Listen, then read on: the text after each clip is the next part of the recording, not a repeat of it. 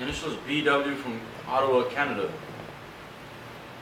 Any tips for someone who wants to control their mind?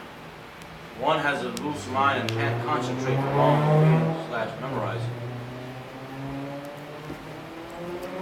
Controlling your mind, being absent-minded, having a loose mind. There are tips.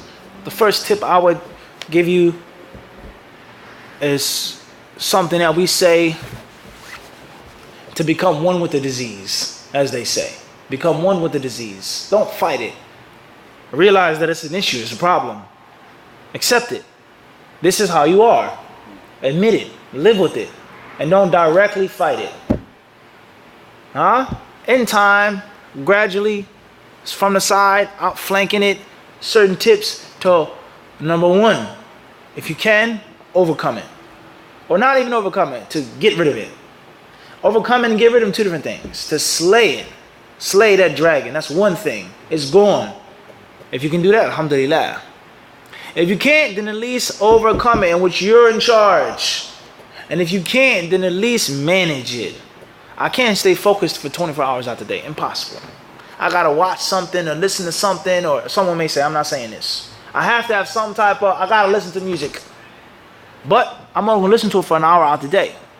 That is much better than you listening to what? Morning, day, night, evening. Control it, manage it, until you become strong enough to put it and lock it up and eventually throw it out and get rid of it. Everybody understand this wisdom here? But oftentimes when you go directly at it, head on, you find that it's very, very, very intimidating and very hard to overcome. That's why we say become what?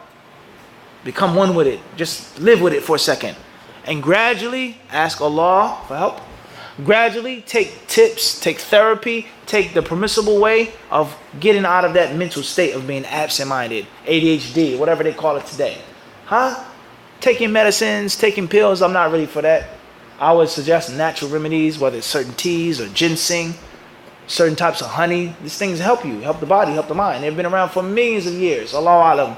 How long they've been around? Millions, thousands, only Allah knows. People been eating these things. And Allah Azza wa Jalla, He mentioned in the Quran that He sent down upon Bani Israel, the followers of Musa, al-man was salwa. What is man and salwa? It's not meat, it's not fish. Read what al-man and salwa is. And look at how certain people eat and drink certain things in certain countries, in certain parts of the world. I'm not saying it's man and salwa, but just the concept of something that's natural, good, nutritious for the body and for the mind. The Jews, they wanted beans and onions and garlic and things like this. And the law gave them what? Men was salwa. Everybody understand this? And then they were cursed afterwards. So the point I'm trying to get to is pills and heavy drugs I wouldn't advise. Certain exercises, certain games, certain types of recreation, and most importantly is avoiding haste. You're not going to become Imam al-Bukhari overnight. Imam Bukhari didn't become Imam Bukhari overnight. You're not going to become the super student overnight. It takes time. You have to develop. You have to work on yourself. Day-to-day struggle. And you can't do that by just trying to do it full-fledged direct. You got to take it slow. And you got to use different ways. So that's my advice. And Allah knows best.